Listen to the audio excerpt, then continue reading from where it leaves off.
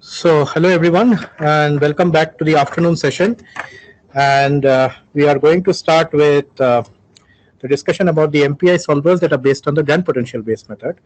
And we'll start off from where Guru left in the previous session. And essentially, I will motivate you to you why for alloy phase transformations this becomes a natural potential to work with rather than the free energy or even the entropy itself. Okay, so this is something that I will motivate first before going on further. So as I said, briefly, what the basic phase field model is about. If you were to broadly look at it, this is the same structure that Guru was presenting, except that I will have deconvoluted a little bit further, where I have written the potential part. If you remember, G of phi is what he was writing down in the functional. I have broken that down into two separate parts. One which has a double well structure, and a second part which destabilizes the double well structure, either making one well up or other than down, imparting a driving force for the phase transformation. Okay, so that allows you to essentially tailor the properties of this functional independently. So the idea essentially is the following. These two parts of the functional will control what is known as the interfacial properties of the functional, which are related to the interfacial energy. And here, the spirit which I'm proposing to write the phase field model is slightly distinct from what Guru was presenting to you, but not totally distinct. The distinction comes from the fact that you can write down the approach by what he referred to as coarse graining from a lower length scale model, where you essentially have lattice-based models for describing the phenomena at the lattice scale, and you coarse grain towards the continuum picture, which would give you naturally the kappa, then the form of the G of phi itself. The other approach essentially is that you have a sharp interface problem written down for a particular phenomenon. So for example, if you look at solidification, the sharp interface Stefan problem is well identified, and it is known in literature what are the principal equations of motion are. The idea is, however, that's a sharp interface description, and what you want to do with the phase field approach is essentially to write a diffuse or a smooth interface interpretation of the same phenomena. So I would refer to what Guru referred to in the morning as a bottom-up approach, and what I'm going to present today, right now, is a top-down approach, where I'm essentially wanting to, what I have in mind is the sharp interface problem, and I want to reproduce its properties using a diffuse interface problem. If you take that spirit, naturally, the kappa and whatever you put in terms of the two terms over here, which control how the interface look at leading order in the equilibrium profile, is a mathematical trick, as what he referred. So this is not physical anymore. That is, the span over which this diffuseness exists is not physical. Rather, it is a tool for essentially utilizing it as a tool for modeling the microstructure that is you have in mind. So for example, if you want to model a dendrite, the dendrite tip is your principal length scale that you want to retrieve. And if you want to retrieve the dendrite tip scale in a computationally efficient manner, which makes sense because you want to retrieve back the sharp interface problem, then you write down you choose an interface width which is smaller than the interface dendrite tip that you want to resolve, but not too small, that is going all the way to the actual physical interface width. So I am assuming there is a scale separation between phenomena that is happening at the atomistic scale, where the interface is really diffuse. I'm taking, but the phenomena that happen at that diffuse length scale is not relevant for me for the phenomena that is happening at the dendritic tip scale. So you are assuming scale separation, and the scale separation is pretty valid because there is about 1,000 or 10,000 orders of 10,000 times difference between the length scales that are happening. So this interface diffuseness that you are seeing over here is not physical. It is a mathematical construct so that I can retrieve back the sharp interface problem. And to that extent, therefore, this interface diffuseness width becomes a property for me which I can modify. Does this assumption hold for can you always have a diffusive interface, like for example the dendrite, where there could be phenomena where there is no separation in scale, right? So the point is, if your scale of the dendrite is in the order of micrometers, and let's say you have phenomena where your interface energies are smooth, in the sense that you don't have facets, or even if you have facets, the atomic transfer is sort of not the limiting factor in the problem. Okay, then you can assume scale separation. Okay, let's say you have a situation where the atomic transport and how the atom actually gets incorporated into from the solid to the liquid is the limiting factor or the slowest part of the step. Then it becomes problem. Then it depends on what is that scale, and that scale is reached in the rapid solidification limit, where you are interface kinetics dependent. So there your microstructure anyway becomes smaller and smaller. So in that scale, your scale also becomes smaller. So there you start to approach the physical interface width, where some of these assumptions do not hold, right? So it depends again. So the whole point of this approach is you start from what you want and write down and utilize the diffuseness as a mathematics construct rather than a physical construct to achieve the same problem. So my interfacial energy over here will be resolved by these two parameters, the parameters I put over here, and the diffuseness is something that I will use as a construct to retrieve back my problem. All right. So I will start with coupling with the thermal field, because that's a pure material solidification that you are looking at. And this is the classic Langer approach, which I'll be referring to. So Langer, for people who do not know, is essentially one of the, you can refer to him as the father of solidification, because most of the theories that you see for all microstructure relevant problems have some origin or some relation to Langer. All right, and this is one of the approaches he laid down for the phase field model for solidification of pure problems. And the idea is as follows: you treat phi, that is the phase field parameter, not necessarily having a direct link with a physical property like density or an order parameter in its real sense, how material is organized in the solid, and also going down to the liquid, breaking off that bond order. You essentially treat phi as an indicator function, right? It's indicating that this part of the phase in your domain is of one phase and the rest of it is some other phase. So if you take it as an indicator function which is smooth, it becomes just a mathematical function which is diffuse. Okay, and that's how Langer approached that problem. All right. So if you do that, then one of the ways, in the spirit of which I was writing down the phase field model, if you were to do that, your functional would look like this, where this is still a free energy functional, and it looks like this, where you have a gradient energy term, which would look similar to the kappa grad phi squared that Guru was showing in the morning.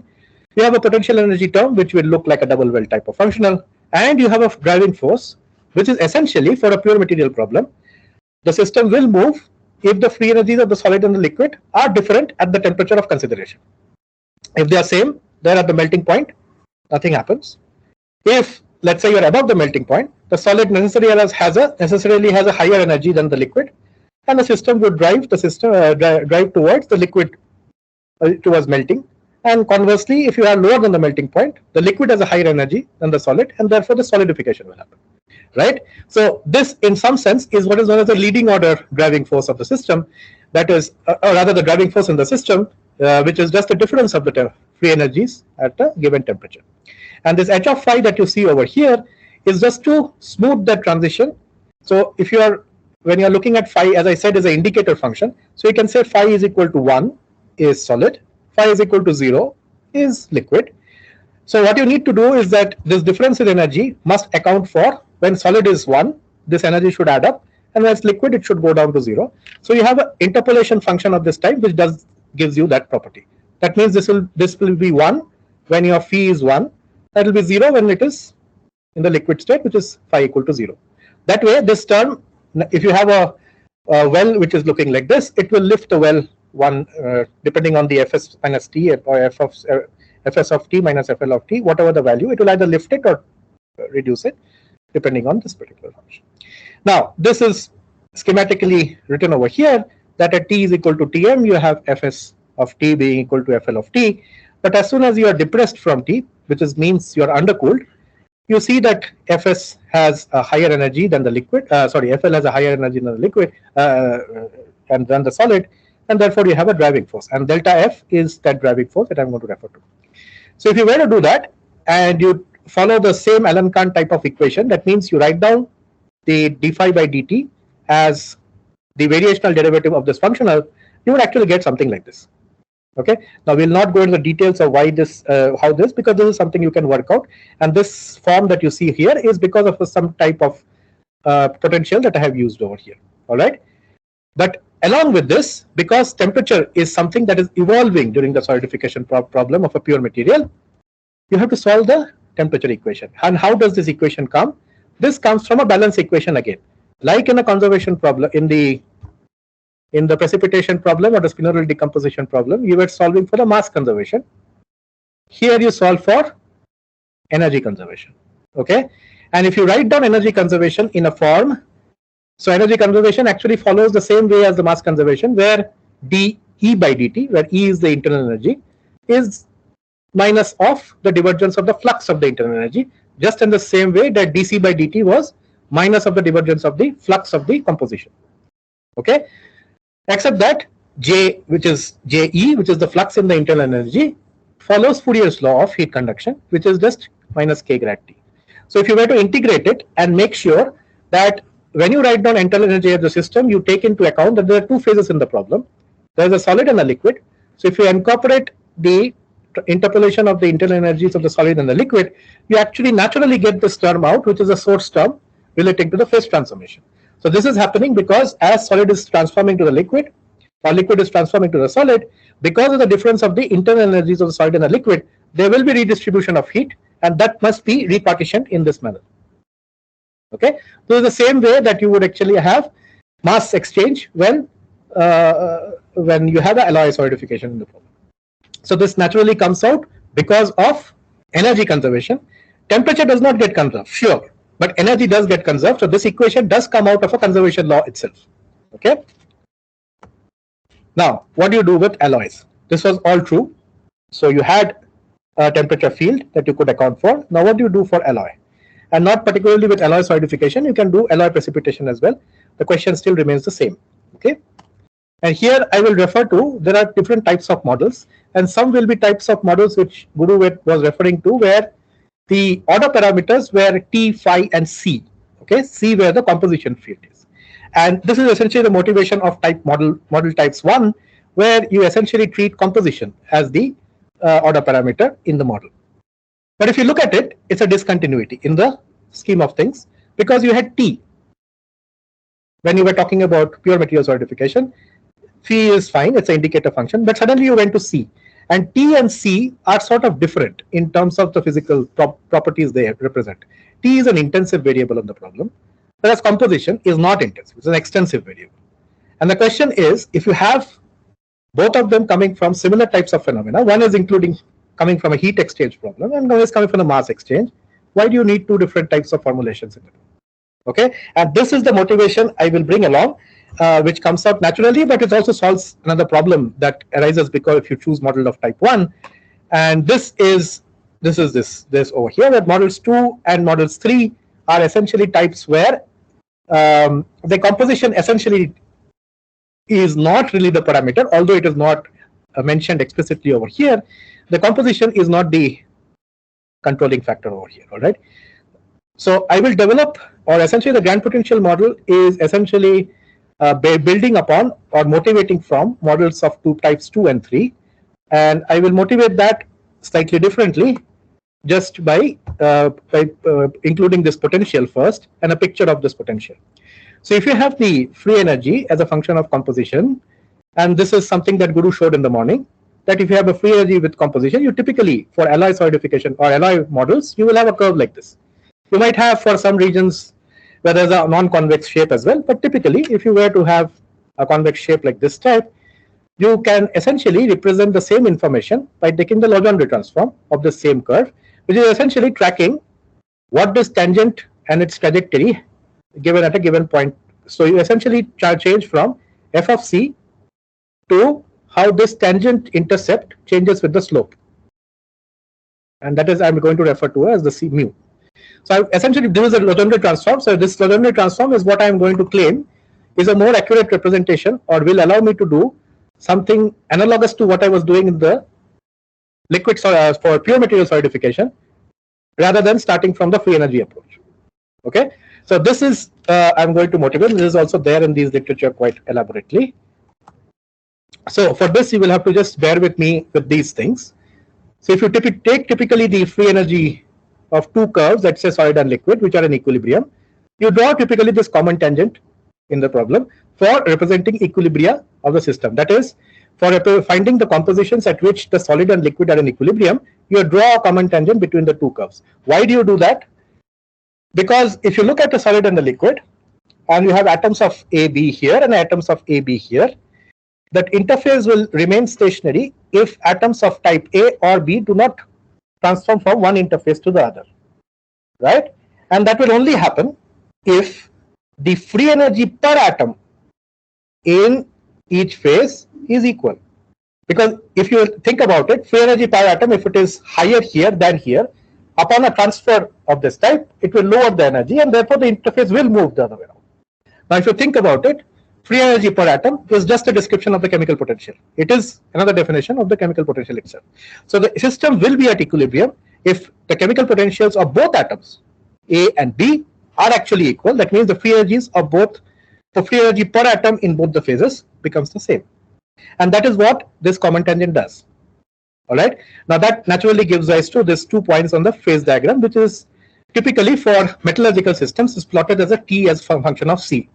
Notice again, in classical mechanical problems, you write down PT diagrams, pressure, temperature, both being intensive variables. Here, there is a departure. You have T and C, C being an extensive variable. Okay. Now, that's not necessary. Physically, you can plot equilibria even the other way around.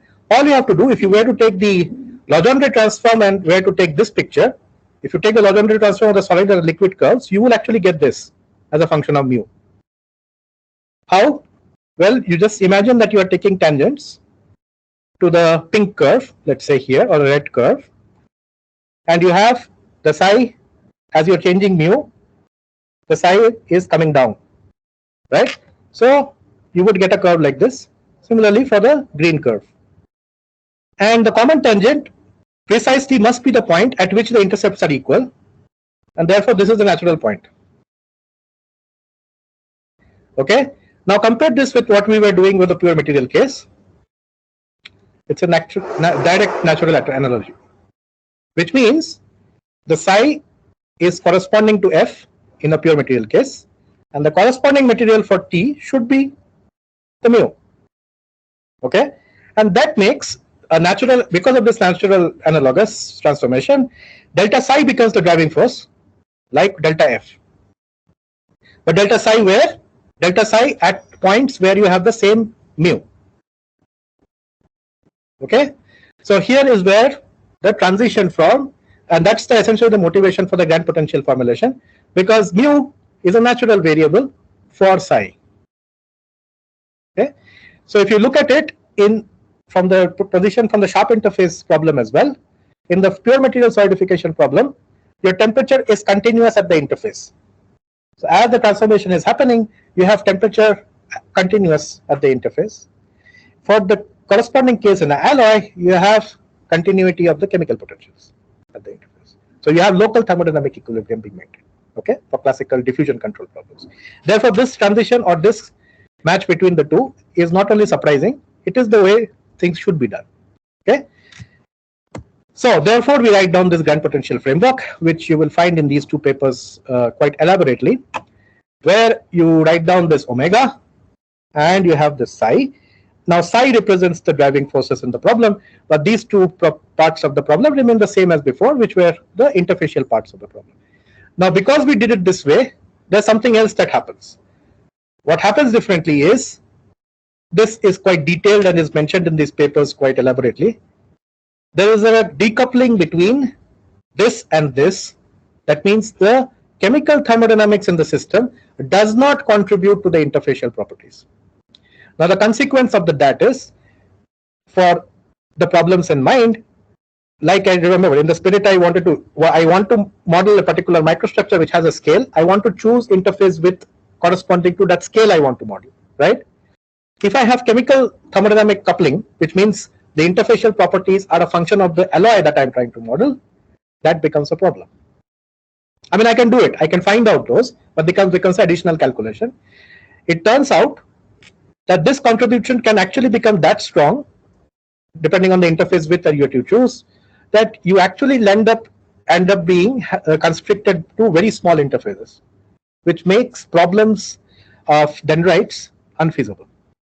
Okay, so although there is a physical, so what I was trying to motivate is the framework is naturally analogous to what you were doing for the pure material certification.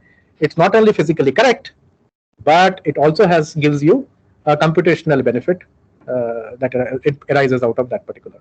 Okay, so this is why we chose the grand potential framework for most of our models over here, and it can be written down and extended to multi-component systems quite elaborately, and so this is what it is. So if you were to now write down the Allen-Kahn equations corresponding to the phi, it would look very similar to what we had before. This is a linearized version of the driving force arising from the grand potential difference. You can write down the extended version as well. It doesn't really matter. Here I just wanted to refer to this problem, just to make a point that mu equilibrium is the common tangent slope. If you deviate from the common tangent slope, you directly have an out of equilibrium system, and the system will move. All right. So this naturally requires the mu to be solved, but mu you can solve from the diffusion equation again. And if you were to look at the diffusion equation, the classical diffusion equation was dou c by dou t is equal to del dot m grad mu, which Guru showed in the morning. Now, the same way that you wrote down the heat energy equation from dE by dt is equal to del dot JE, where del dot JE minus del dot JE, where del dot JE became minus k grad t, so you will get del dot k grad t. So dou E by dou t is equal to del dot k grad t. Now, if you write down E correctly, taking two phases in consideration, you will get the temperature equation, which has a source term on the right hand side corresponding to transformation.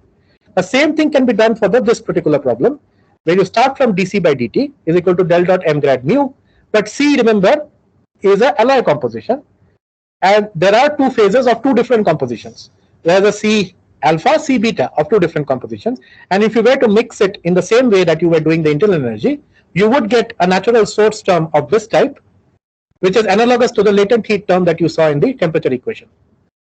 And naturally, you will derive a chemical potential equation, evolution equation, instead of a alloy composition equation. Now, this is not totally necessary. This is the clean way of doing things. You can assume that you are still solving for a dC by dt, del dot m grad mu, and try to retrieve back what would be the chemical potential that you need to use in that equation.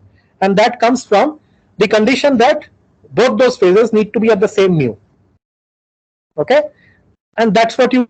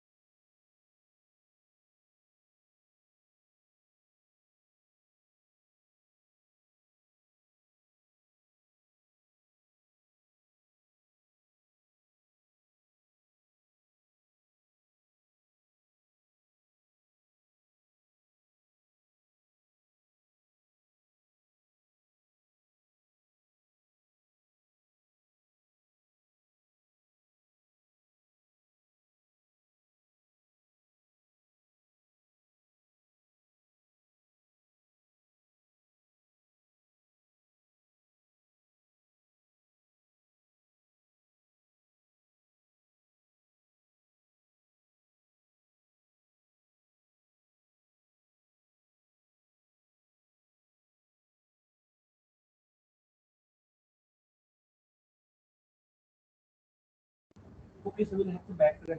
So C, you typically write mu of C. Mu is equal to dou F dou C. That's what you do. But if you were to invert that expression, you get C of mu. So if you were to do that, then you will get the same thing that you do for E. You calculate T, and you calculate E S of T or E L of T, which is an expression.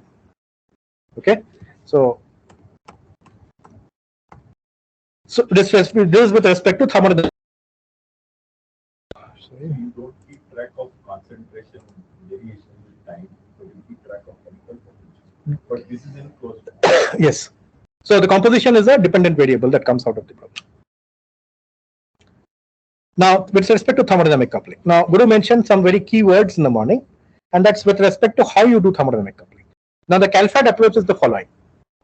You essentially have experimental data, you have with respect to solid phase transformation, liquidus curves, and property measurements, and all of that. You have also have D50FT calculations of the same.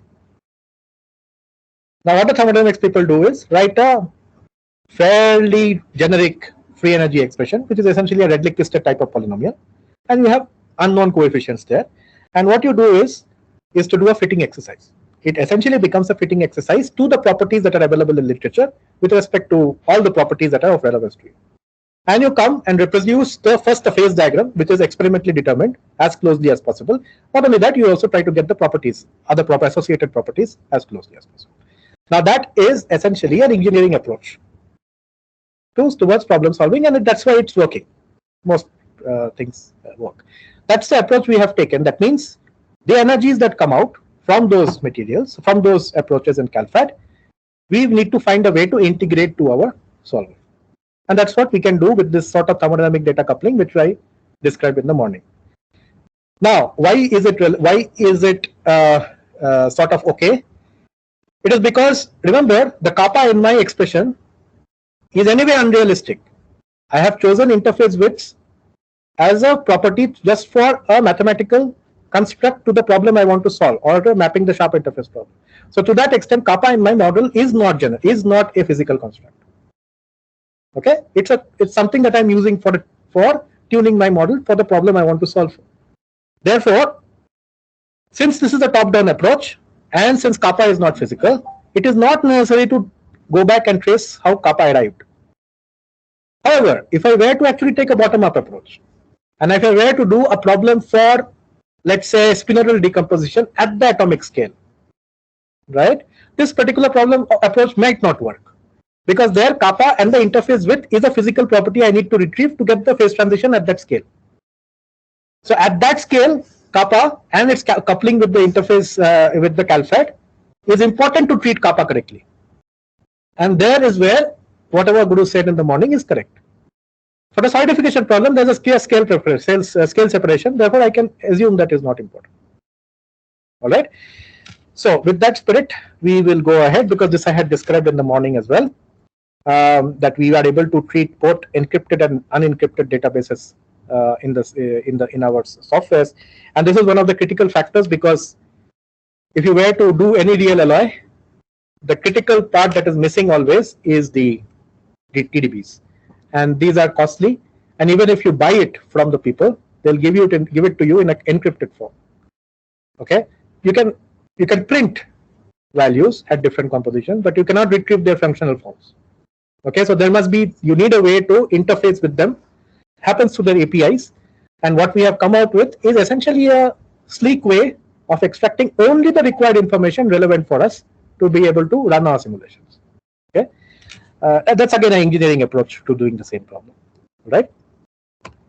So open TDBs, as I will describe, you have essentially a TDB file which looks like this on the left, which has functional forms written down in some manner.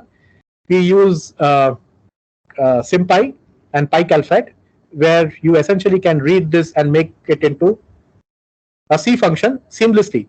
You don't need to do much. It's just a single Python file which allows you to just code generate these functions into C functions or C++ function or Fortran functions, as you may please. And these functions are directly readable in your code. Okay, and since it's a one-step or one procedure, very elegant, it's something that we adopt whenever we have a open TDB available. This I will not refer to is here. The other approach is essentially that sometimes what happens is that you may not have, as I said, you may not have the free energies available with you. So you need to write down simple forms of the free energy, having all the properties that are relevant for the phase transformation that you're addressing. Okay. Now, typically, if you look at a phase transition of either precipitation or solidification. The two things that you need to have is that the equilibrium compositions as a function of temperature need to be correctly reproduced. And second is the Gibbs-Thompson effect, because those are the two terms that sit in the sharp interface free boundary problem. The Gibbs-Thompson effect, which controls the capillary length scale, and the equilibrium compositions. Okay, so those two must be retrieved properly. So if you want to retrieve back the Gibbs-Thompson effect, the lowest order until which you need to write your free energy is the second order. Okay, and these are properties, therefore, you need to derive from your free energy functions, which you can derive. Okay, and then you can construct back the free energy form such that you get the reproduce back the equilibrium compositions in the problem. So this is what is done both in 3 and 4, functions 3 and 4. So what are these function f's? These are function f's giving you the flexibility to choose different functional thermodynamics in the problem. So function f1 in the infile essentially allows you to do model systems. You can write down thermodynamics arbitrarily. Function 2, 3, 4 are for real systems, and 4 is exact coupling where you don't have any assumption. 3 and 4 are meant for these assumptions where you essentially, so 4 is essentially for encrypted databases where you extract information from the TDBs in this form. So for example, aluminium FCC and aluminium liquid are in equilibrium, FCC or aluminium FCC and liquid are in equilibrium. You find out in the solidification range of the composition field the equilibrium compositions. This is a text file or a .csv file of this format. This is something that is extracted directly from the database. Similarly, you extract what is known as the Hessian of the free energy, which is the second derivative matrix, again at the in the solidification interval of interest. And if you do this, properly, and we tested it out for the aluminium zinc system, all these 2, 3, 4 functions. So this is the simulation setup that is under consideration. If you were to do this, you will get a microstructure of this type at both of these undercoolings. So this alloy that we have taken under consideration is 870 Kelvin, and 4 Kelvin and 13 Kelvin are the undercoolings. So if you were to do this and test out 2, 3, 4, these are the comparisons for 2, 3, 4, functions 2, 3, 4. 2 exact coupling, 3, 4 with the approximate energy forms. But you really, for industrial purposes, this is not relevant. These differences are not relevant.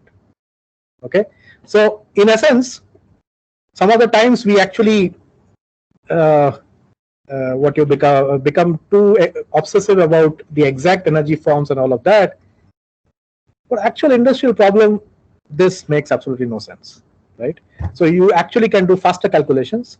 The 2 and 3 and 4 are faster, much faster calculations than the actual taking all the free energy, because it has all sorts of logarithmic terms sitting in the regular expression. And because you have thrown away all of that, you actually get back the problem because you have taken the relevant parameters that are of interest to you in the sharp interface problem, and thereby it's not a surprise that you're doing this. Okay. So this is also the same information represented for the velocity as a function of time for the two problems in it. Okay. So this is again running at different systems, different machines, different models. So for example, we have tested the KK, what will be showed later, which is the KKS model, which is a model of type 2, the GPU model, the GP model, different implementations, the OpenCL implementation, CUDA implementation, MPI implementation, all of that fall on the same line. Okay, so this is something that is beyond proof that you really don't have any more physics than to retrieve beyond that. All right. So just giving you the numbers, this is what typical run for the exact solver is 3.5 hours. Exact means function f2. This is what is 30 minutes for the 2, 3, 4, 3 and 4. You see the cost difference. It doesn't make difference, right? I mean, if you want to tell an industry person, please use all the exact thermodynamics for 2, it doesn't make sense. So the salient points about this comparison is precisely that if you do parabolic versus exact, double well versus obstacle, remember the potentials are also different. We use what is known as obstacle potential, where you have this sort of functional with walls. You don't really have minima in our potential. In one, this is known as obstacle potential. In contrast to the nice smooth well that you were having in before. The comparisons that I was showing you also have compared between these. you compare between discretization strategies, FDM versus FEM, implicit versus explicit, because the open form versions use implicit solvers, the KKS and the grand potential, which are seemingly theoretically similar, but still they are two different implementations. Given all of these differences, yet you make the same comparison, which means at the heart of it, if you retrieve the right thermodynamic parameters from that, and if the models are theoretically similar, which they are, and if the implementation is fairly okay, you will get back the right physics. Okay. Okay, so that was solidification, but you can actually repeat all of that for in the precipitation context. And this is for aluminium zinc, where we essentially have coarsening of precipitates happening in the scale. All right. Okay, so now we come to the new themes, the new things that were added in the release, and that is to do with incorporation of elasticity. So you have this original potential that I showed you. Now, which had this driving force sitting over here.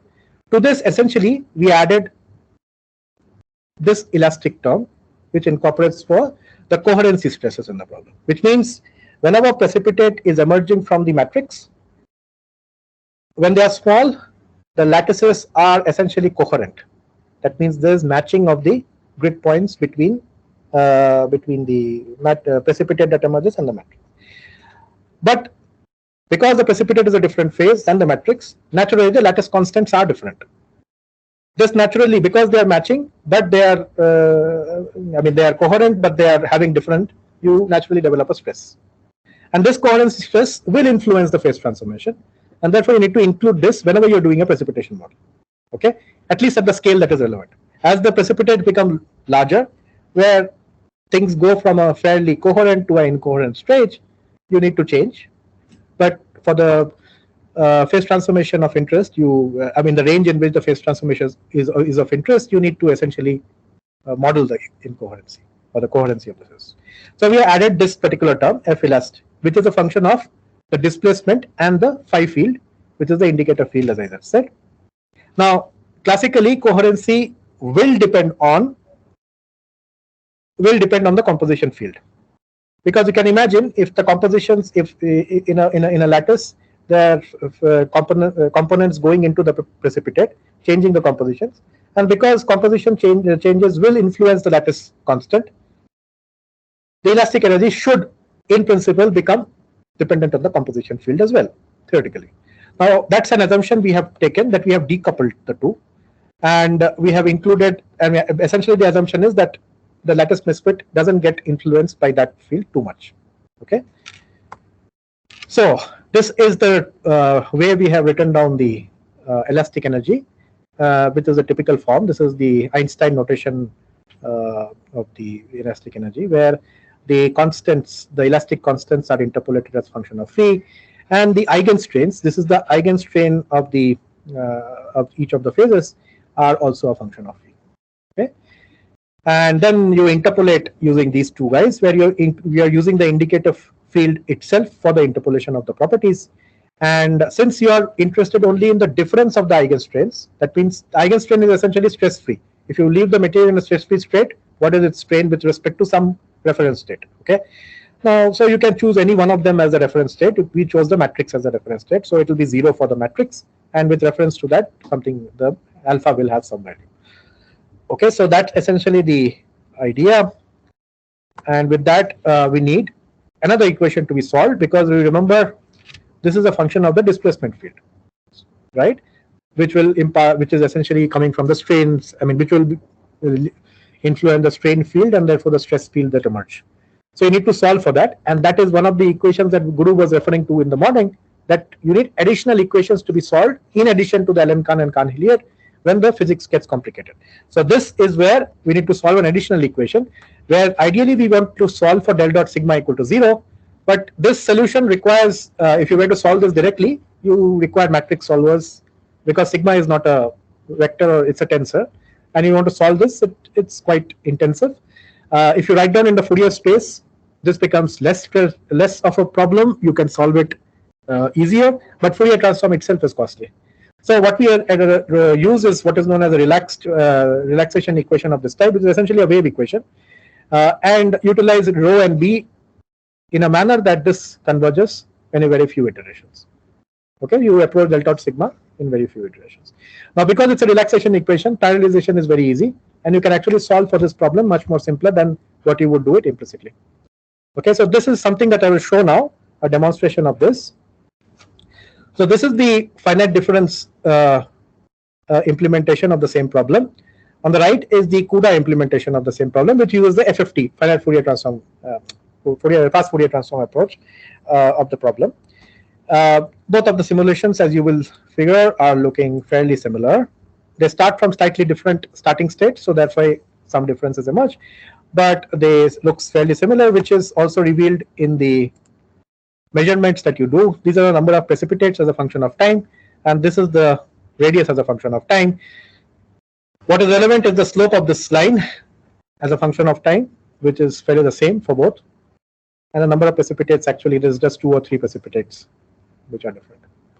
So again, for the in terms of computation, 960 CPUs is what I ran the system on. It took about 8 hours for the length of time I simulated. The CUDA FFT with 4 GPUs took about 16 hours.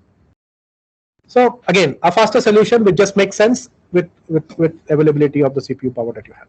Okay.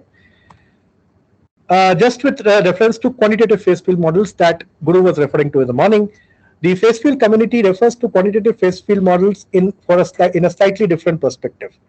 In addition to what he was referring with respect to the kappa and the right parameters feeding into the calculations. Every step, yes, every step. So what quantitative phase field model entails is typically that since this interface width is a mathematical construct that you are using, the change of this parameter should not influence your simulation results. Now that is what quantitative phase field models entails, and that is what is referred to as a quantitative phase field model in literature, in addition to other things that he mentioned. To achieve that with thick interfaces, that means interfaces much beyond the diffuse, the physical interface width. A physical interface width is typically of the order of angstroms. You are going to use interface widths for problems of this type, which are E-7, E-8. Okay, so at least 100 times larger. The question is, what influence does it have on the properties that you want to drive out of your system? The two properties are essentially that your Stefan condition, these are Stefan problems. That means the transfer of material or heat across the interface as it is transitioning must equate to the diffusion fluxes at the interface. So that's a Stefan boundary condition. So it must retrieve back the Stefan boundary condition, and it must retrieve back the Gibbs-Thompson condition at the interface, which is essentially the local thermodynamic equilibrium at the interface. These two conditions must come out of the phase field model because they are not imposed. They come out of the problem. Okay. Now they will come out of the problem only if this interface width that you choose is within a range in the problem. Okay, and that's what asymptotics tells you.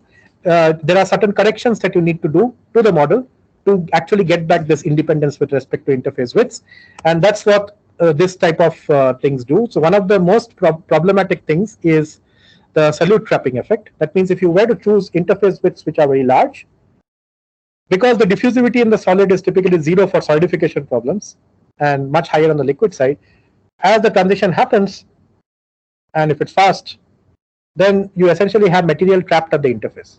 Because on the solid side of the interface, the transport is difficult. On the liquid side, it's easy. So you'll get trapping.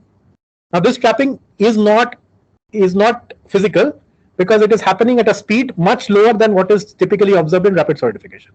In rapid solidification condition, it's a real problem. It's there, so you can retrieve it. But in the actual slow solidification problems, you are having trapping, and the trapping is occurring because of a large interface width. So what typically you need to do is to correct for the wrong flux that you have at the interface. That means the discrepancy in the flux on the solid side. You add an additional flux which will correct for this defect, and the amount that you need to add comes out of asymptotic analysis. Okay, so this is what the classic anti-trapping current, and this is can be found in papers, and you can add it to your equations to make them quantitative. That means if you add this, the results will be invariant with interface width up to a fair degree of values, and you typically want to use the largest interface width in the problem so that you can run efficient simulations, right? So this is how the anti-trapping current looks.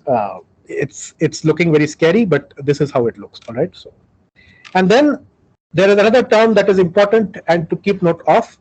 Remember, these problems are written down in what is known as the diffusion controlled problem. It's in the diffusion limit, which means the interface is moving because diffusion is happening, and there's a mismatch between the diffusion flux leaving and entering the interface. Okay, so the interface is moving because of the diffusion, and the movement of the interface itself has no inherent time scale.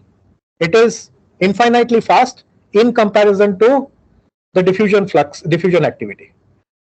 Now that is the limit. So the controlling step is the diffusion, not the attachment of the interface of the atoms. Now in that limit, if you want to do your calculations in, you have to choose your kinetic coefficient, because remember, the problem is the finite difference, the phase field equation as is laid out somewhere. This equation, let's go here. This is a PDE of the order parameter. It has a natural time scale. So you can tell it's infinitely fast, but it will naturally have a time scale. Only thing that you can make it do is to tell that the time scale has to be at least as fast, or so that it is much quicker than what the diffusion field does. That's all you can do. So therefore you need to choose this, what is known as the relaxation time of this interface. In comparison, it has to be a function of the diffusivity that you have in the motor. So this is what this asymptotics does.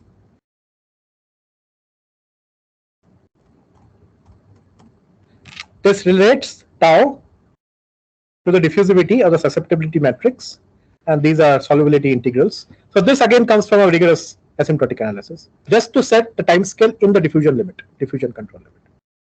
Okay. If you do it once, yeah, you choose parameters at the very start. I mean, you can have tau which is varying in the simulation, but since these variables are tracking, I mean, these are getting solved during the calculation, you can actually calculate it. So that essentially is what I had with respect to free energy formulations. Now we'll go into actual demonstration of the solver module. So there's somebody talking there.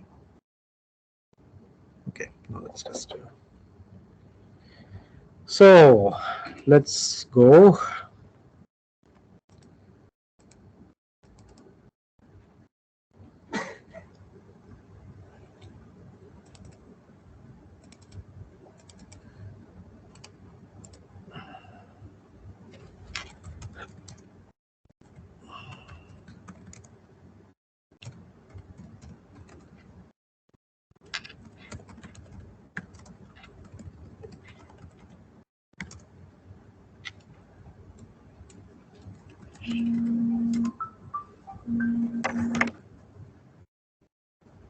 Okay, so basically we'll open the GUI.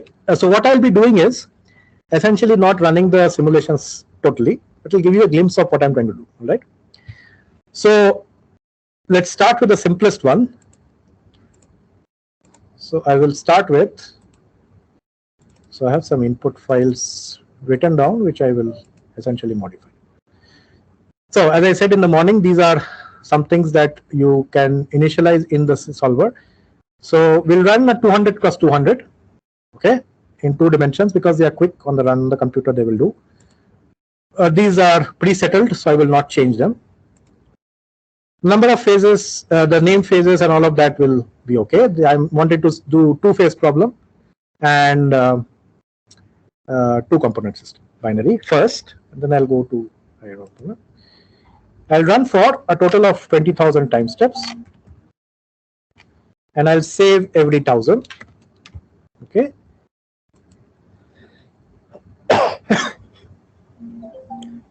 So we have alpha, beta are the 2 phases. So I can essentially choose each of these phases and choose their properties. Now alpha is the solid phase, so that's why diffusivity will be treated as 0. And beta is a liquid phase. I'll have diffusivity 1. This is a model system, so I'm just going to use it for demonstration purpose, where all of these terms are non-dimensionalized in some context. Okay. All right. So, and these are the eigenstrains. So these 2 values represent the epsilon xx and epsilon yy in the tensor. Okay. So I'm going to use dilatational tensor. These values represent the C11, C12, and C44 of the elastic problem of the cubic elastic system, and these values would correspond to an anisotropy, a cubic anisotropy, which looks like this, which will make a square. All right. I have gamma, and this is some value that I have taken now. I will, in the interest of time, I will just keep them like this. Hope everything works. Functional properties. So here I'm using function f1, which is the model system. Okay, you can create and play with the system quite nicely for learning stuff, but not for any actual real purpose. And then you enter phase composition. This is some phase diagram, mimicking some phase diagram that we have tried. Okay, and these are just properties for V, mu, C, and T, and we will just use that here. So domain filling is something that we will do. So let's do this. We'll not put a cube, we'll put a cylinder directly. So let's put the since it's 100 cross 100, the center of the cube will be 50 cross 50. Well, if you want to do exactly, it's 49 cross 49, but let's say we are not interested in that detail right now. So it will put something like this, which will be one precipitate at the center of the domain, right? And then we go into model specific parameters, and I'll put off elasticity at first. Okay, I'll put off elasticity just to show you what shape comes, and then if you put on elasticity, what shape comes. Okay, there will be no anisotropy. So this anisotropy I'm referring to is the interface anisotropy, that interfacial energy anisotropy that Guru was referring to in the morning. And what we do, because kappa is unphysical, we are going to put kappa as a function of the normal. Okay, because kappa does not have anything to do with the actual symmetry of the material. All right, that the symmetry of the material is being reproduced by the gamma functional form, which is the interfacial energy form. That is all that is getting reproduced. Kappa is, in principle, doesn't reproduce any of the physics in this particular modeling framework. So I will put it off, which means it's isotropic system in terms of the interfacial energy. Only the elastic energy is anisotropic, but that also is turned off right now. So we have these are not of much. So remember this is the temperature. I have my equilibrium temperature as 1. 0.96 is the temperature that I am using in the problem. So this is what I will use for simulation, and we will start. So let's call this input ISO and filling ISO, referring to isotropic, and let's choose this directory for filling it, and this will be output ISO. All right, and we will run.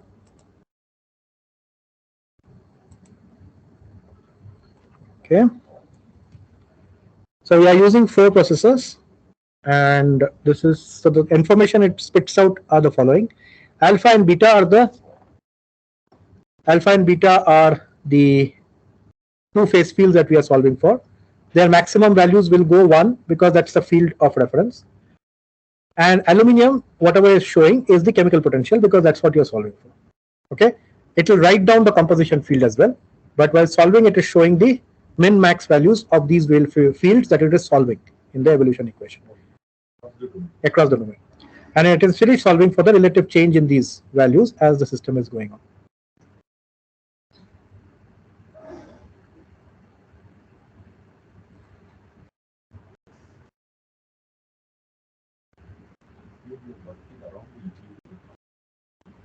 I have deviated, means at the equilibrium nothing will happen. So I have now at a temperature which is departing from equilibrium, I have given some undercooling to the system.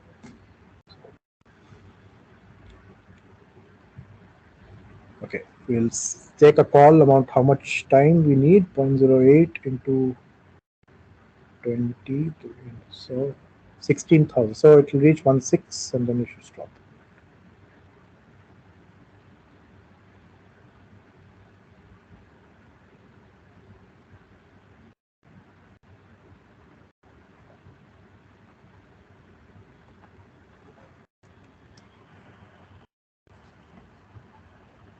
Okay, so it ran the entire time. So now what we will do is to visualize them. So what we adopt in the MPI solvers to write down, we utilize the H5 format for file writing. The H5 format for file writing is pretty nice because you can say to every worker. So what you do in the distribution of the task is that you break the domain into smaller pieces. Each part of the domain goes to different workers. Now each worker writes its, so you have one single file, that is the output file, but each worker writes its part in the file. So at the end of the day, you have just one file written, which is nice. We have other options as well, where you have VTK file writing and so on. But the VTK file writing involves each processor writing its own file and then reconstruction of those files. So just to avoid that step, I will just show the H5 format. The only issue is H5 is not directly readable by the ParaView. So you need to do a small conversion to XMF, which is something that we will do. So we'll convert this to thing. So anybody remember what in file name we chose? Input ISO, right? And output also ISO. So the results get written out in the in this folder, data folder. And what you need to do over here is to go to that file, select the first file. So this is 0.h5. And since it ran 0 to 20,000, and you do convert. I would need to do twice for something, but that's what this is doing. And it will finish. So once it's done, you basically go to that same folder, to the data folder. No. First you check the in file, sorry, again.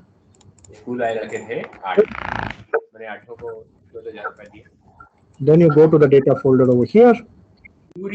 And somebody is speaking, Swapnil, can you just check? Okay. No, if they're asking a question, you can. So this is what got initialized. And you see what was the issue? Well, no issue actually. You see in the filling file, I put it as 50 cross 50. And the domain was 200 cross 200. So that's why it filled it up like this. Not a problem. It still evolves. So I mean, it filled at the right, if the coordinate was this. I had to give 100 cross 100. Right? It doesn't really matter. You essentially have a system which is going symmetrically. So you can do several things with this. So you can find out average front velocity. Okay, so it will say how this average front velocity is. You can plot velocity over a line. So for example, I will plot, let's see what it does. I mean, we'll see. It will find two interfaces. So let's see what it does. So we'll plot velocity of the line over as well. That means along this line, that was the velocity. Okay. Similarly, there can be tip radius. When we do dendrite, I will show you that. You can do contour plot. We'll plot a contour. You can do phase fraction as a function of time. You can do surface area, function of time. You can do two-point correlations of a system to show how the system is evolving. So if it's circular, everything is symmetric, it will give you something like this. And you can calculate principal components and plot them as a function of time. So these are the three principal components that you can derive out of the system. So all of this you can just do relevant for this particular system very quickly. Now let's do something else. Let's now modify our in file by incorporating elasticity. Okay, so let's go back here and put in elasticity in the model on, right? So this is where it was. Before putting elasticity, let's put this guy on.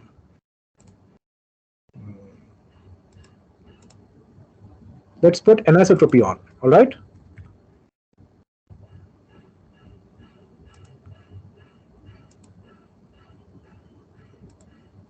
And we will put this as aniso interfacial energy. So This is a very long name. So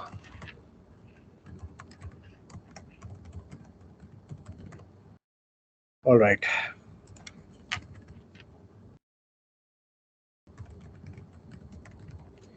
Okay.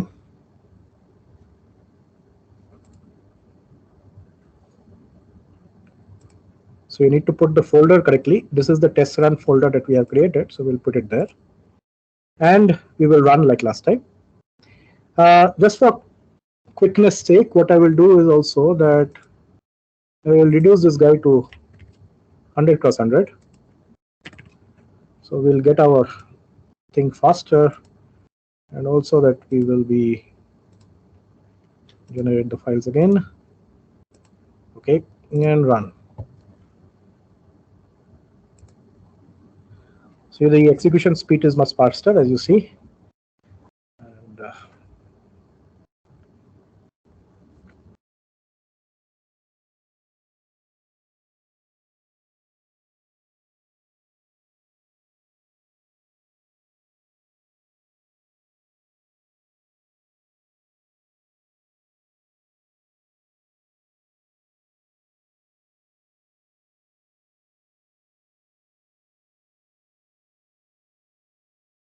okay, so we are done. So what we will do now is go back, turn this off, do H5 to VTK again, but choose a different file. So what was the file we had? We had this interface anisotropy literature, locate, data, output, aniso interfacial, and we'll choose this. Other things remain the same.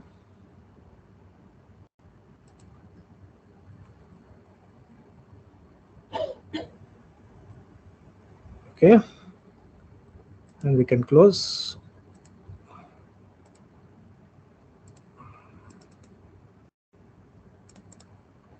Import the VTK.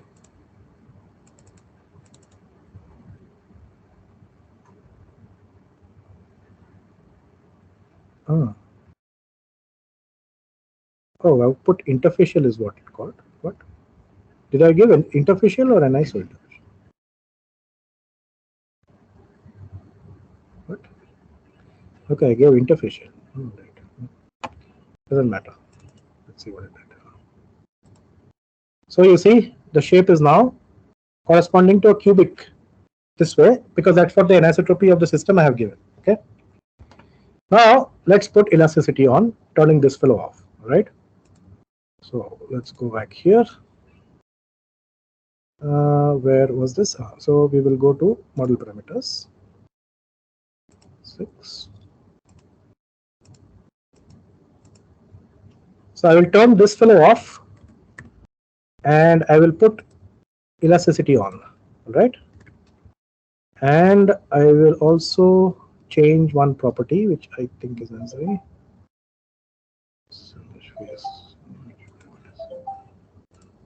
Oh, I already gave point. Okay. And we'll see what happens, correct? So elasticity is on and it's cubic. You should get cube, right?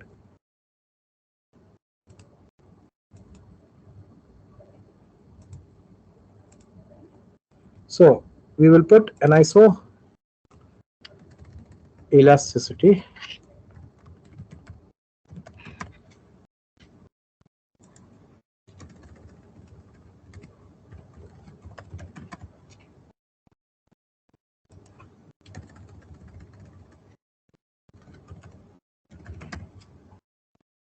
Okay, generate files, not in data, test run.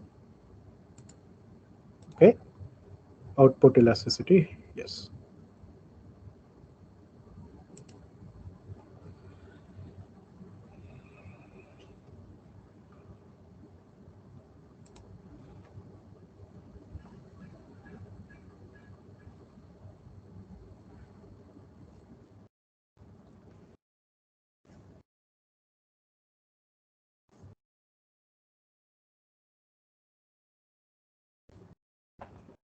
So did somebody notice a change in the way it's simulated?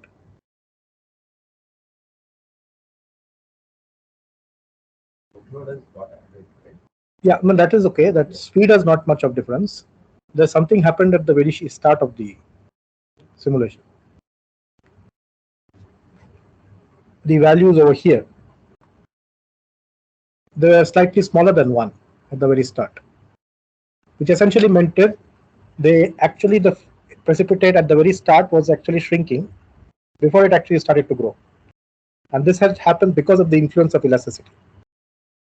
Okay, the form of the equilibrium profile, which Guru was referring to in the morning, is now different because of the incorporation of elasticity. And this is where the correction, that the linking of thermodynamics and this happens. So basically, if you are terms in the chemical or the elastic thermodynamics have some role to play in the interfacial properties, this will happen. Okay, so let's go to our tool again and let's see what happened. Do you remember the name? That is.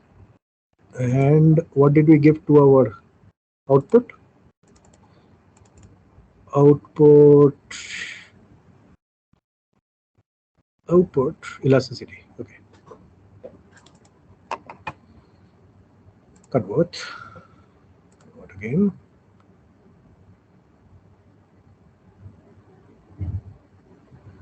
Good. So we have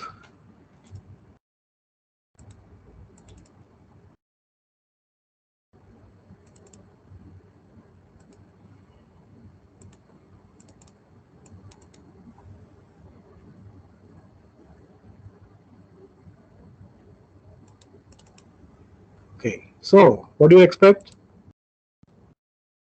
It's cubic, right? Previously, what did you get? First a sphere, then diamond. Now it's a cube. Now, my question to you is the following: if I were to put in both of them together, that is something that wants to make it like this, something what wants to make it like this, both of them together on, what will happen?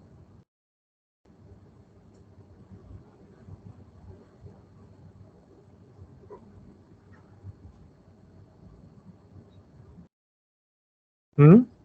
Essentially becomes spherical. So let's test it out, shall we? Okay, On a larger scale, both will be there. Like, possibly. So let's test it out, correct? How many want to test it out? To go by, okay, so if you want to test it out, we'll test it out, right? So, no, let's test it out, and testing it out actually is very easy. So we go back and turn this guy on, all right?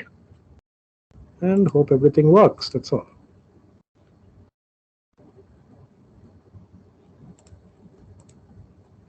So what name do we give here?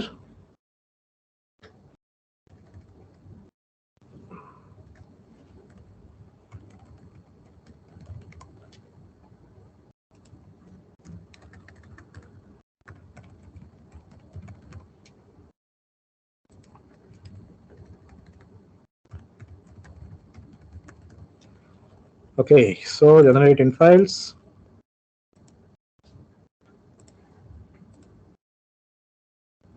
And run.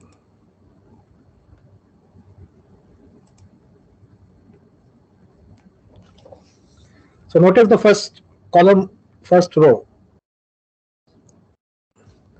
It was slightly less than 1 and now it became 1, right?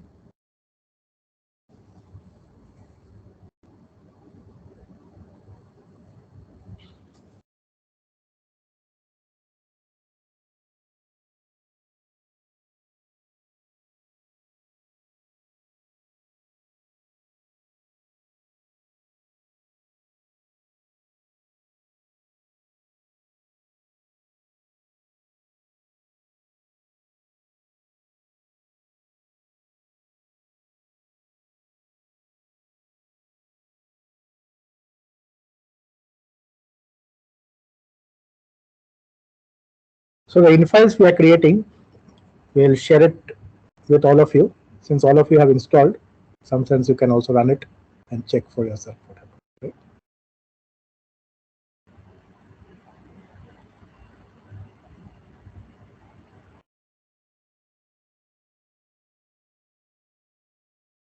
Okay, good. So let's see. Some tool.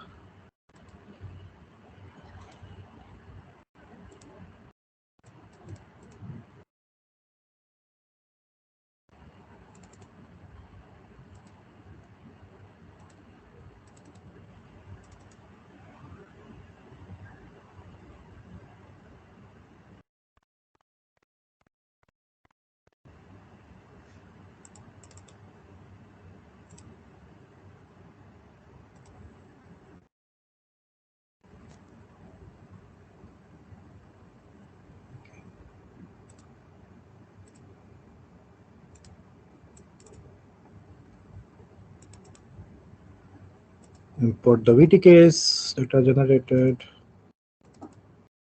So what is the name we gave? Illustrator interface. So somewhat one guy is dominating. So you have slightly diamondic, but much reduced than what you had before, right? Because two anisotropies are at play, right? That's not completely circular. So they are not balancing each other out totally. All right. So you see, you can test out fairly quickly what is happening. So now let's go to real systems. All right. So let's choose a material system which is real. So we'll go back. We'll import an infile which is real. That allows us to save time.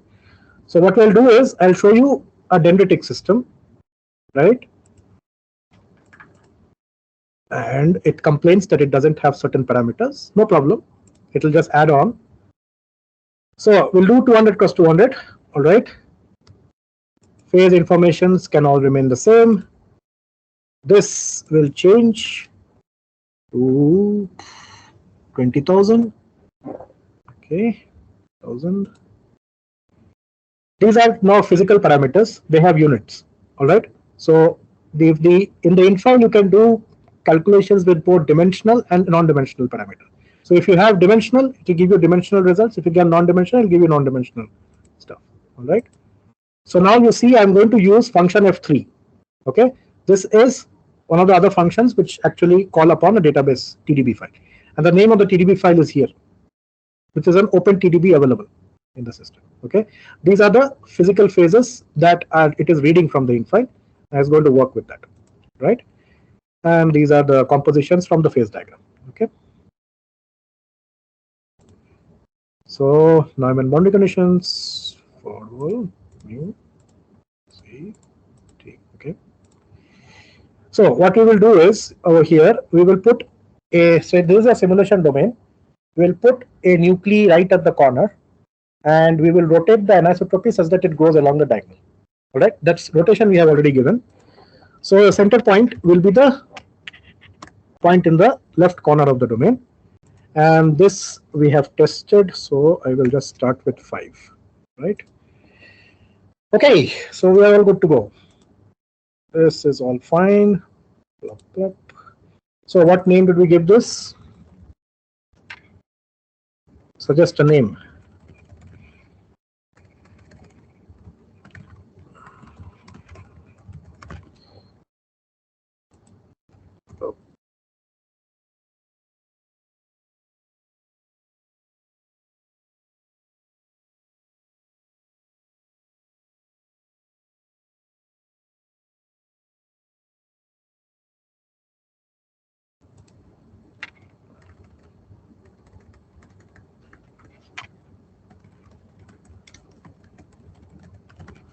Okay, so now we have graduated to an aluminum zinc system, right? And just to check, did we turn elasticity on or off? Come on, go back, go back.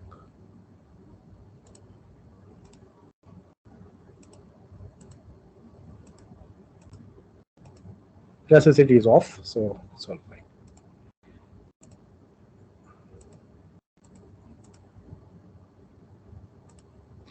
Okay, so this is a 30 Kelvin undercooling. So 870 Kelvin is the melting point of this. We have initialized the system at 840 Kelvin, 30 Kelvin undercooling in the system, right? So let's run. Oh, we have to generate the infile. All right, and run. So the first parts of this, I'll just show over here.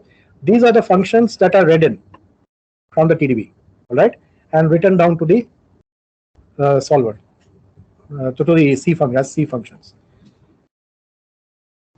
So it automatically reads it from the TDB and puts it over here.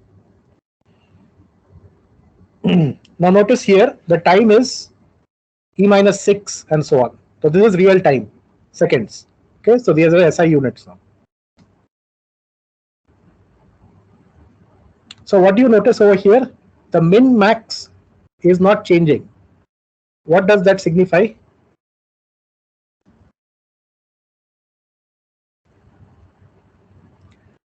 So if you were to look at the dendrite problem as it's going, and if you were to take a section along the dendrite tip, you would get a composition profile either like this or like this, depending on what the computer. So like this or like this. Okay.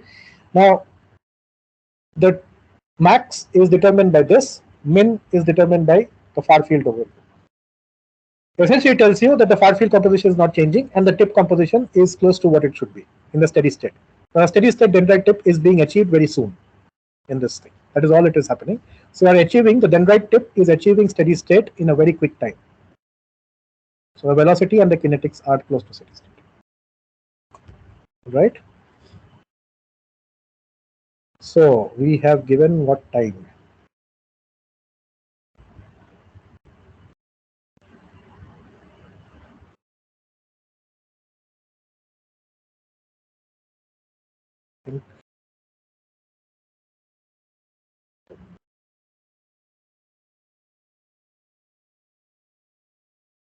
Good. So, our simulation is done.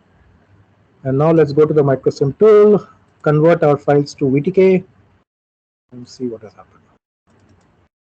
So, what do we have? What is the file name? Input.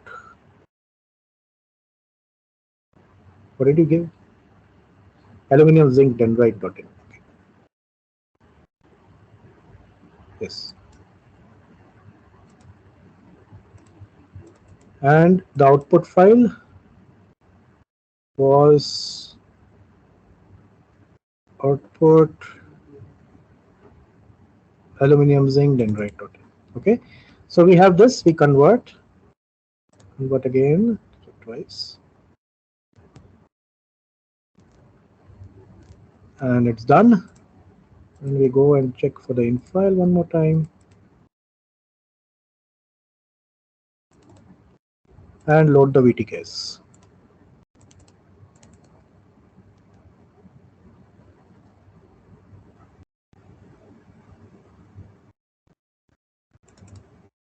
Okay, so we can play this. So it starts becoming a dendrite, right? So once the dendrite tip achieves, you essentially have a system which will go at steady state. So a dendrite is different from a sphere growing. A sphere, its radius of curvature is changing with time. So there is no steady state. Whereas a dendrite tip is growing with the same dendrite tip self-similarly.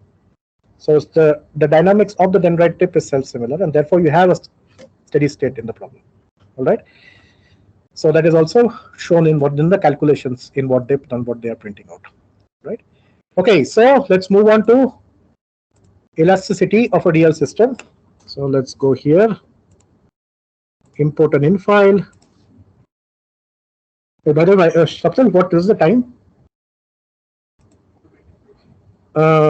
I have session is until 4?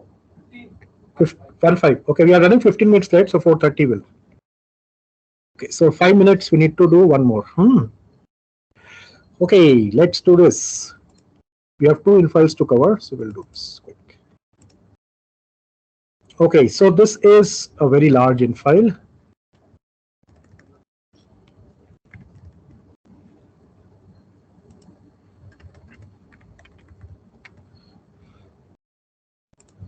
So phases and components. So notice here there are two phases, alpha, beta. What are the phases? Oh, this is alpha liquid.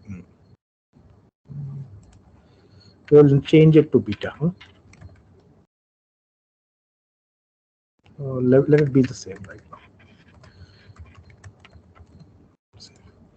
It's okay. Now components are aluminium, moly, nickel. All right. It's a NILMO system. And what we will do over here is do the same thing. 20,000, 10,000. These are the equilibrium compositions that are coming from the CSV files. Periodic boundary conditions for all fields. And we'll add, so here we'll do a different sort of filling. The filling is, we'll do, what is it called? A random cylinder filling. That means it will fill randomly spheres of different sizes. All right. So this is what it will look like. But in the small domain, it might not get reproduced this way. So we'll put precipitate size 10, volume fraction of 0.1, shielding distance is what is the distance between 2 points. We'll keep it small, 3. And what is the noise of the, that means you give a mean precipitate radius. What is the deviation you want? Plus minus. So I'll give a small deviation. Okay. Should allow us to do things. So, fraction of the original radius. So it will be 1 plus minus 1 essentially. Okay, so we have this, and then we go here. Plop, plop. Next. What? I did not going back.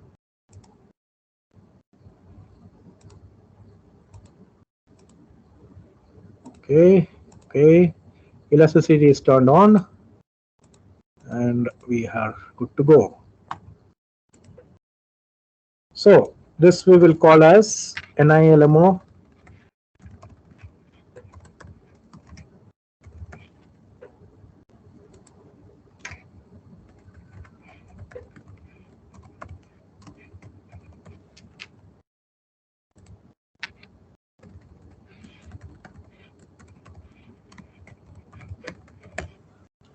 Okay, and generate files.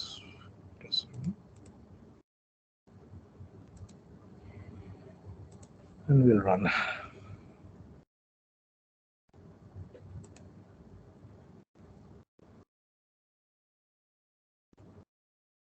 Did we change the amount of time?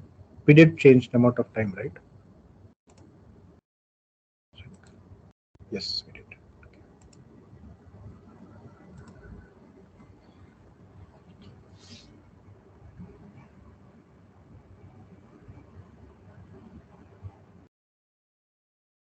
So now notice what is getting printed out. You have alpha, the liquid is a proxy for the precipitate matrix phase. You can very well give it beta, doesn't really matter. Aluminium and moly are getting printed because it's a ternary system. Two independent components that you are solving for. And as you see, there is no steady state emerging because it's circular and it's doing stuff.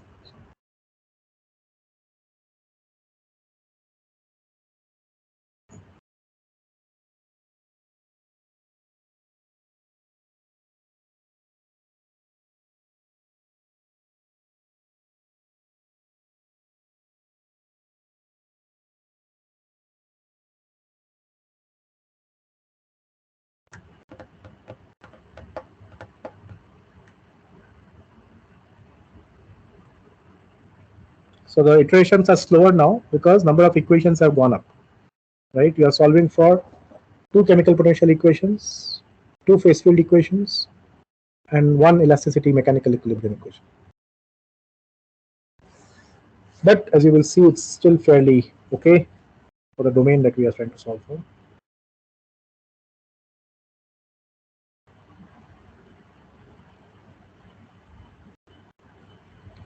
We can actually track the progress in the file that we are writing now. Here you can check So we are just about to finish. 18,000 has come up. 19,000. I think it's done. Good. So we are done. So let's go to. So we'll go through this time.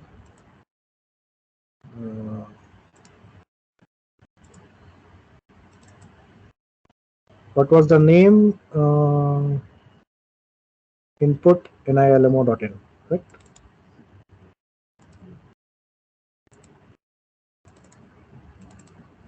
And output nilmo. Yes. This is the one. Okay, good. Let's convert.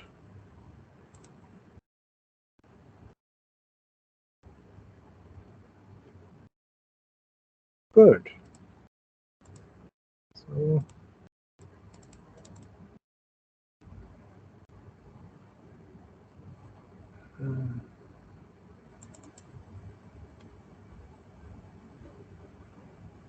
did we have NILMO or NILMO PPT?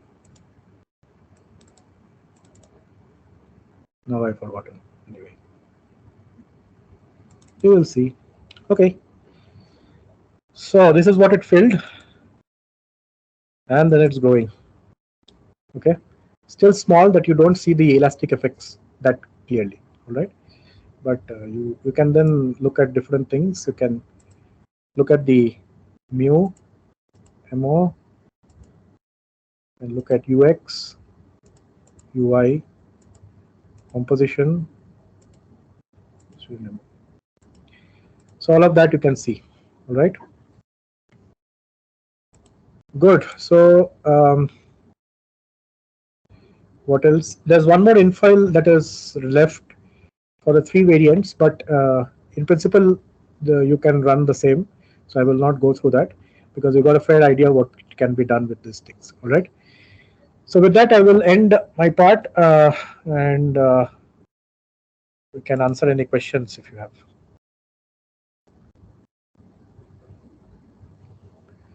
Both here as well as in the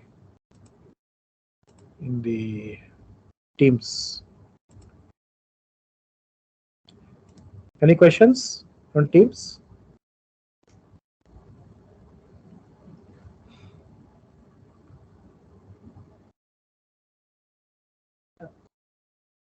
Let's say for this precipitate solution, precipitate growth, if we want to capture how like the microstructure changes in case of actual annealing, experimental annealing, how do we tweak the time parameter? Because we just can't set it to hours, right? No, you just need to run longer simulation. There is no other. So you have to run. So typically what happens is, if you remember the curve that I just showed you,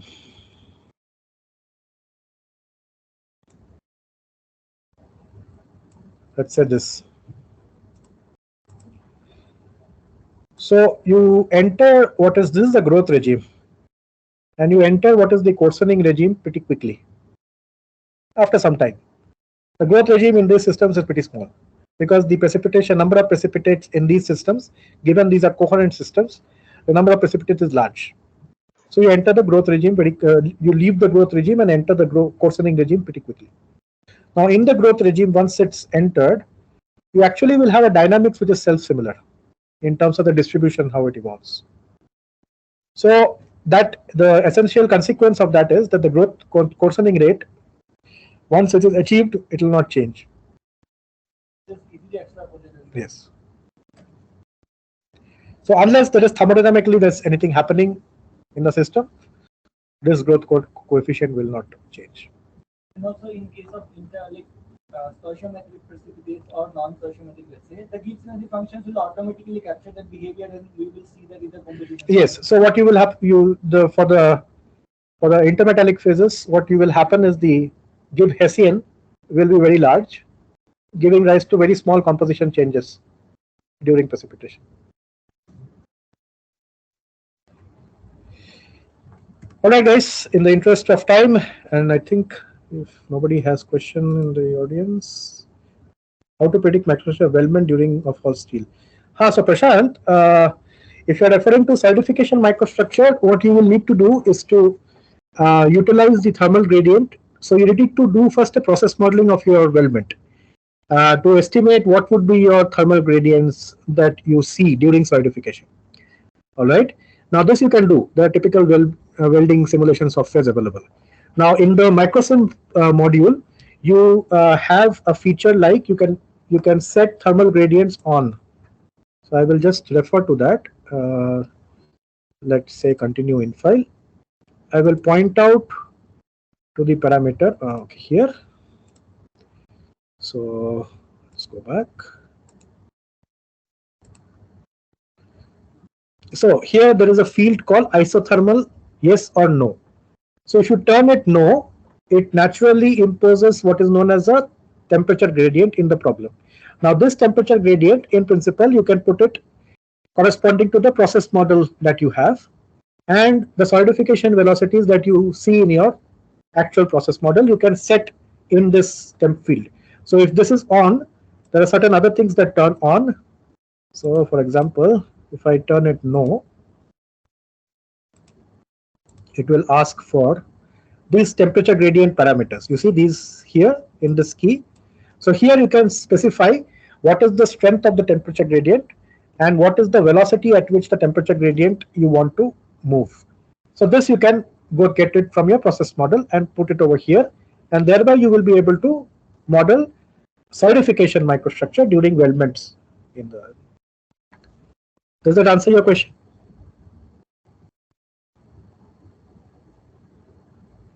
Yes, sir. Thank you. Okay. Prashant, does that answer your question? Yes, Aditya, that's what I meant. If you have the thermal gradient calculated from a simulation, you can input it into the model.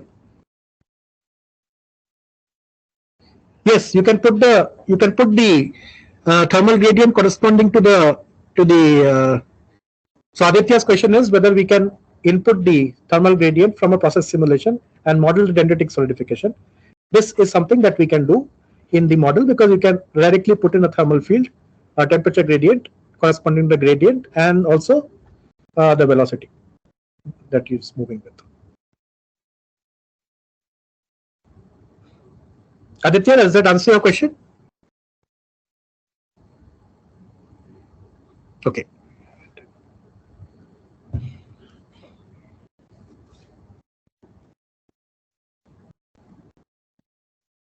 Yes. Simulation for quasi-crystalline reinforced composite. Suppose if the material the structure is a quasi-crystalline state, which is attained by mechanical alloying followed by annealing assembly. So if it is possible to find the multi-phase structure simulation. So as long as the thermodynamics is available for that system, you can do it. No issues. Icosaedral states are. No, so what we will be inputting the system as, we will not worry about the. If you have the icosahedron, you will essentially input the interfacial property, interfacial energy and anisotropy corresponding to that, and that will be reproduced in a simulation.